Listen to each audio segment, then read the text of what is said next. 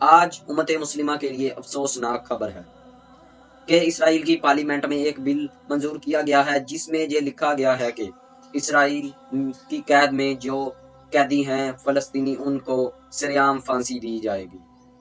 یہ کیسا بل منظور کیا گیا ہے، اس پر کسی بھی مسلم حکمران کا کوئی رد عمل نہیں آیا اور نہ ہی انسانی حقوق کی ہمدرد تنظیمیں حرکت میں آئیں۔ سب خاموش تماشائی بنے ہوئے ہیں۔ 12 کروڑ مسلمان جو فلسطین کے اطراف میں رہتے ہیں، جن میں شام، اردن، لبنان، مصر ہے، وہ خاموش تماشائی بنے ہوئے ہیں۔ اور اس کے علاوہ مصر کے پاس دریائے نیل ہے، فلسطین و غزہ میں بھوک ہے، عربوں کے پاس تیل کے کنویں ہیں، فلسطین کے پاس گاڑی کا ایندھن نہیں۔ عربوں کے پاس تیل کے کنویں ہیں، فلسطین کے پاس گاڑی کا ایندھن نہیں جس سے وہ ہسپتال تک پہنچ سکیں۔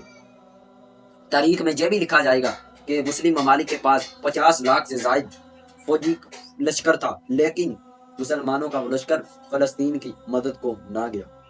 آج فلسطین کی بیٹی سے کہو کہ خواب نہ دیکھے، لائے گا تیری چادر وہ سالان نہیں ہے۔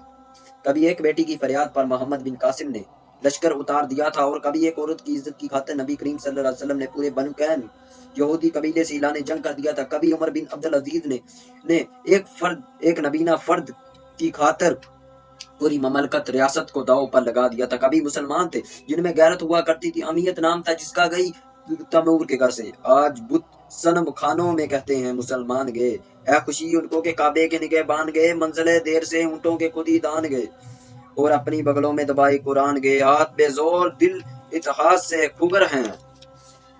امتحان باعث رسوائی ہے، رسوائی پیغمبر ہے وہ مسلم حکمران جو طاقت کے ایوانوں میں برجمان ہیں، وہ یاد رکھیں کہ بروز محشر وہ دن آئے گا جب یہ فلسطینی بچے تمہارے گریبان کو پکڑیں گے، حضور نبی کریم صلی اللہ علیہ وسلم کے سامنے پیش کریں گے۔